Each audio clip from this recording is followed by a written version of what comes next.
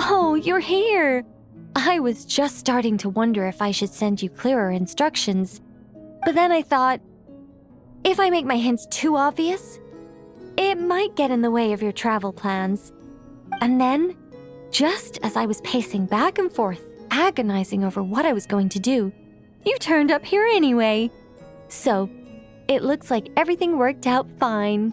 Hey, Nicole! You're so full of energy today! And words! You're so full of words! I'll take that as a compliment. All right then, are you ready to check out my next room?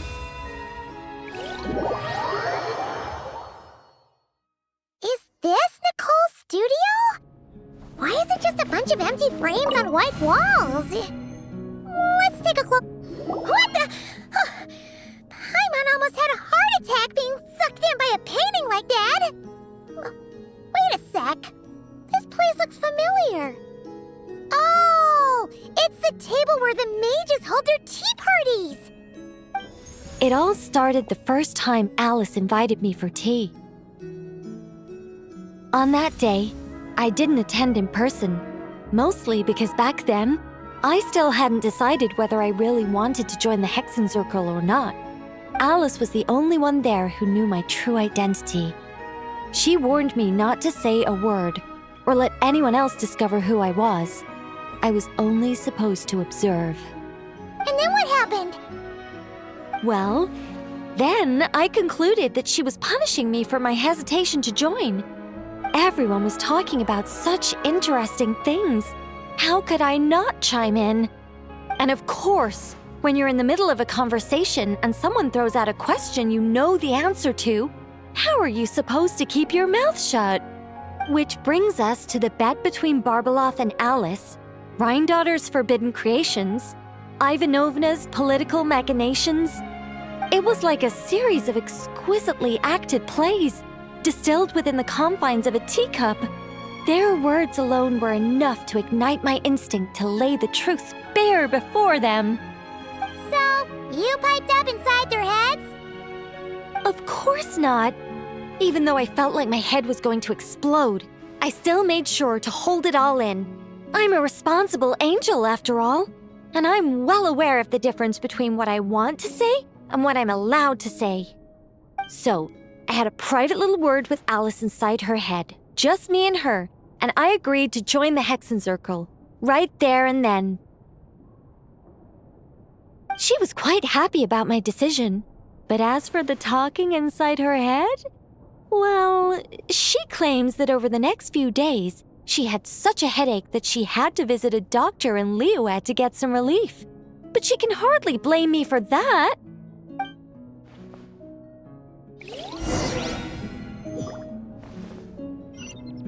How about we go look at the other frames?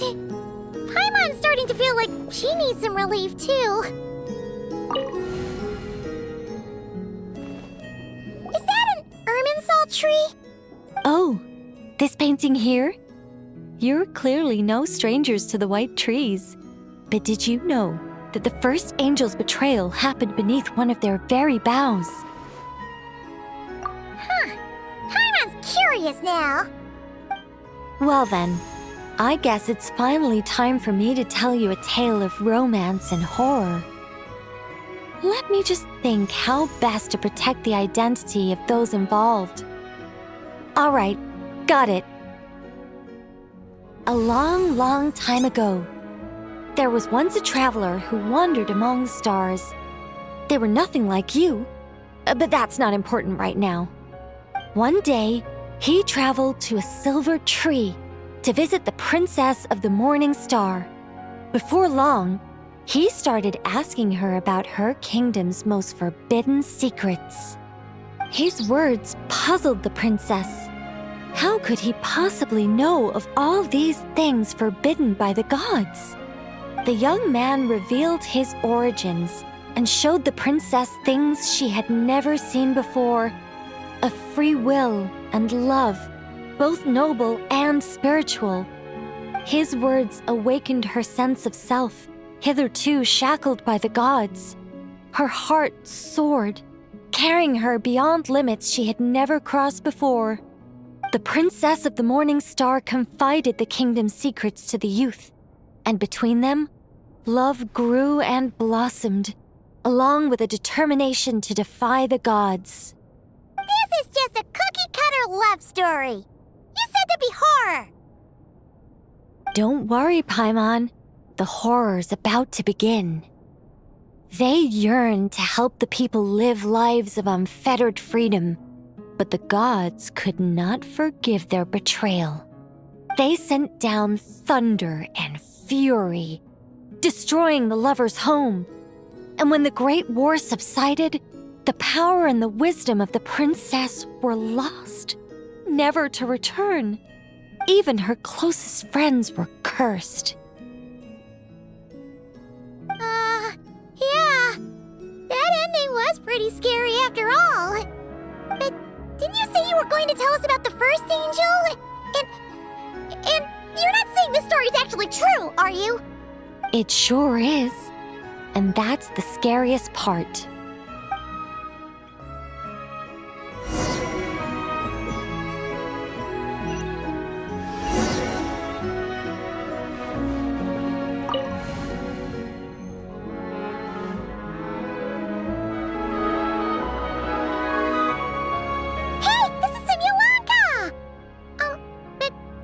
Why are there light novels from VII Publishing House all over the floor?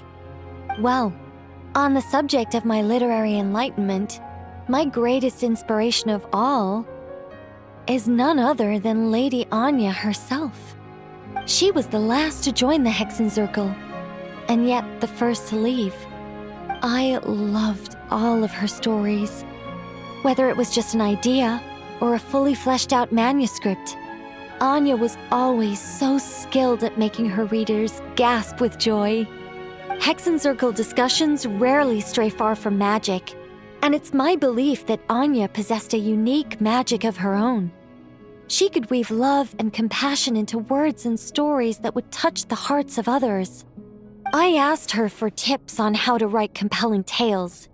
She taught me a lot of tricks and techniques, but in the end, my biggest enemy has always been myself. That's one way of putting it. Communicating through thought is so much more convenient. I guess even angels can succumb to laziness. However, recently I've resolved to make an effort, even if it's just to spare myself reproaches from a certain old Seelie friend of mine. Oh! Does that mean we're finally gonna get to read something you've written? Who said anything about writing? I'm talking about buying popular works from the last few centuries to flip through in my spare time.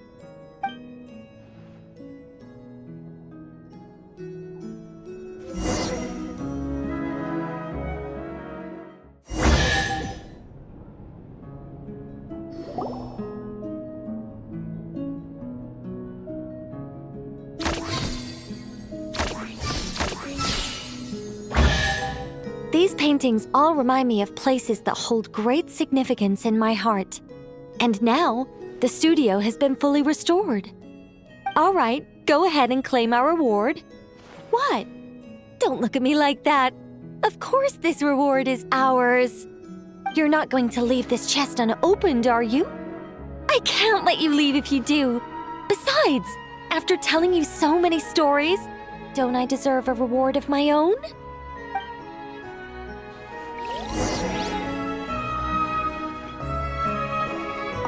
A happy story all wrapped up. See you next time.